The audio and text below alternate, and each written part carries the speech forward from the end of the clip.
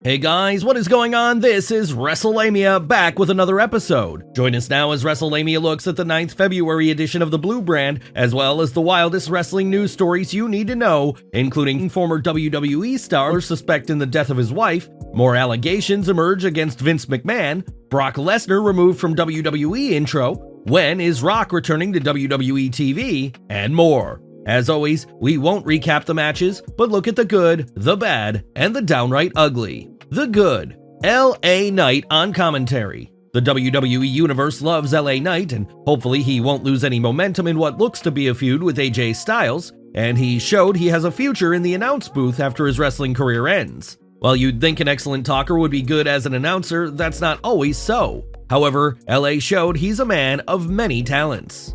Drew levels up every week. Everybody loves Drew McIntyre. Just when you think McIntyre has perfected his smarmy heel act, he finds a way to level up. This week, letting fans know CM Punk isn't getting a penny of Drew's new t-shirt, where Drew visits the grave for CM Punk's WrestleMania dream, and that he's referring to himself as DM Hunk. Elimination Chamber qualifiers. The Elimination Chamber is always an excellent match, but fans don't have to wait for the PLE to see some fantastic fights, because the qualifiers are something special in their own right. Tonight's qualifiers were solid, and the upcoming matches look like they're going to be just as good, as stars from Raw and Smackdown fight their way for a chance at Seth Rollins' World Heavyweight Championship. Triple H Rock power struggle could be good. Triple H made it clear where the decisions come from, and that people need to know their role as he's in charge. Naturally, this is only the beginning, as WWE is making it clear a power struggle is coming. Paul Heyman's comment to Trips backstage that he'll be back next week with Roman Reigns and The Rock should make for some great TV, as The Rock flexes his spot on the TKO board, and Triple H reminds everyone why he's called the Cerebral Assassin.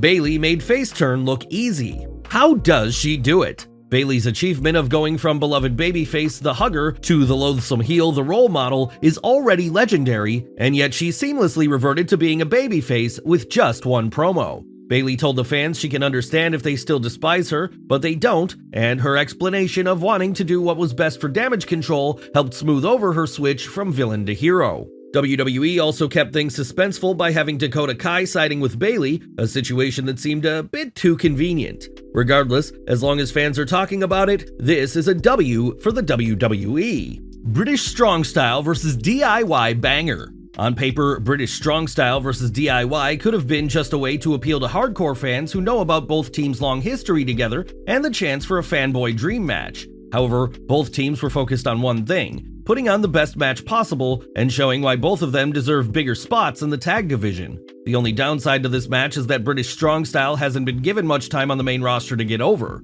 Sure, some fans know them from their time in Progress and NXT UK, but what of the ones that don't? Their win over DIY seemed like it came out of right field. Still, this was a solid match, and fans have to be excited about their upcoming title match against the Judgment Day. The wonderful world of R-Truth. It's an R-Truth world, and we're just living in it. Example 3491. Truth showed up on Smackdown and chatted with The Miz. At least he thought it was The Miz. Kevin Owens' reaction to R-Truth talking to him like he was The Miz was almost as good as R-Truth's delivery. The bad. It was a rare night with nothing bad, and Wrestlelamia couldn't be happier. Triple H's appearance was well received, and the show was booked to perfection. While this wasn't bad, WrestleLamia was concerned with Randy Orton's match, as it looked like his back is giving him problems in the ring. Hopefully that was just Orton selling. The downright ugly. Nothing ugly. A solid show that saw more twists and turns on the road to WrestleMania, but that also prepared fans for Elimination Chamber. The WWE's efforts to do damage control after the Cody Rock Roman debacle seem to be working, and both Raw and SmackDown have become must-see TV.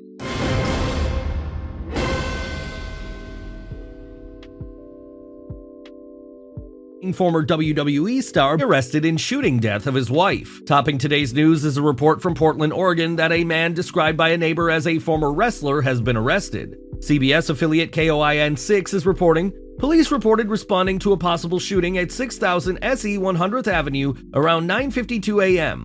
For hours, officers said that a man they attempted to contact inside had not cooperated with officers and may have been armed. A tactical team with PPB reported that the man eventually came out of the home and was detained 2 hours later. Police said officers went inside the home and located a dead woman, and detectives responded to the scene and began their investigation. The identity of the suspect has been revealed as being former WWE star Billy Jack Haynes.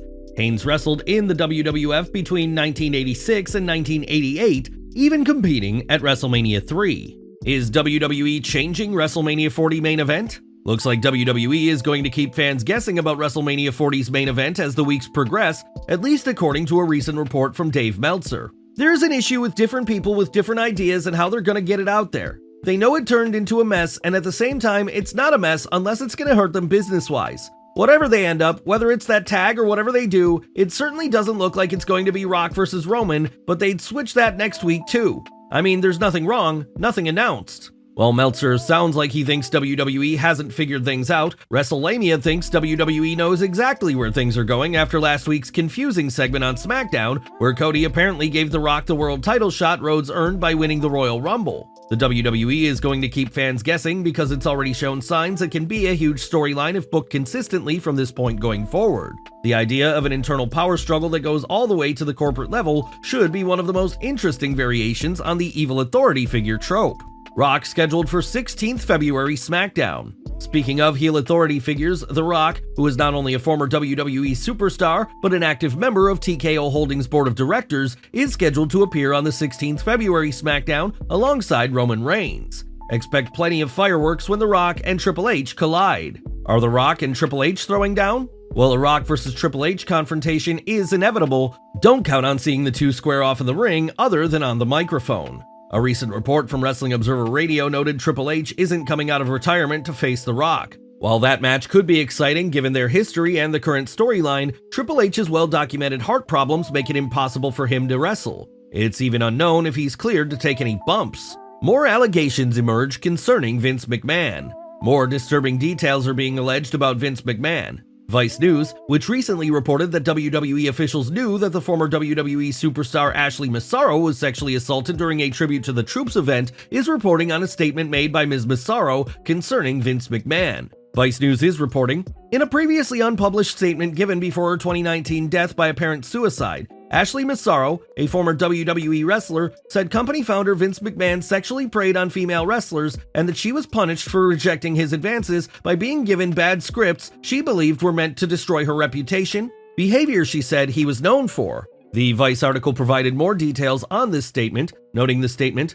was given to her lawyers as they worked up a sworn affidavit published shortly after her death in which she said she was raped on a military base while in Kuwait on a WWE tour and that management covered it up. The attorneys ultimately left it out because it wasn't relevant to central claims in the lawsuit in which they were representing her, which concerned concussions. You may recall Ms. Massaro was one of many wrestlers who participated in a class action lawsuit against WWE, alleging the company knew about the long-term dangers of concussions, but hid this knowledge. The lawsuit was dismissed, but Ms. Massaro's statement may provide information in any investigation. Whether or not it is admissible in court is unknown. Brock Lesnar scrubbed from WWE opening. More evidence the WWE is doing everything to remove Brock Lesnar from WWE. WrestleOps tweeted a screenshot showing a before and after of the WWE's intro, noting, WWE has removed Brock Lesnar from the opening intro and replaced with LA Knight. This follows a recent report that Brock was removed from promotional material for the upcoming WWE 2K24 game. Injured NXT superstar back in action. Good news for fans of NXT superstar Sol Ruca, as Wrestling News' Andrew Ravens is reporting that she returned to action at a recent NXT live event. Ruca was written off television last May on the special Spring Break-In episode of NXT alongside former NXT Women's Champion Indy Hartwell and Grayson Waller. Ruca was out with a torn ACL. According to Ravens, the WWE was considering her for a spot as NXT Women's Tag Team Champion alongside Dani Palmer. New tag team taking over? Last but not least, there's a new tag team in the WWE, none other than Ashanti the Adonis and Cedric Alexander. The WWE tweeted a hype video of the two along with this note, exclusive, a whole new threat comes to the SmackDown tag team division in the form of Ashanti the Adonis and Cedric Alexander. Hopefully this team will give both wrestlers a chance to get some valuable TV time and perhaps even get over as a duo. Well guys, there you have it, WrestleLamia's look at the 9th February edition of Smackdown, as well as the wildest news stories and rumors you need to know in wrestling. Be sure to leave your comments, and don't forget to subscribe to our channel, follow us on Instagram and Twitter, and I'll see you next time for some more wrestling content.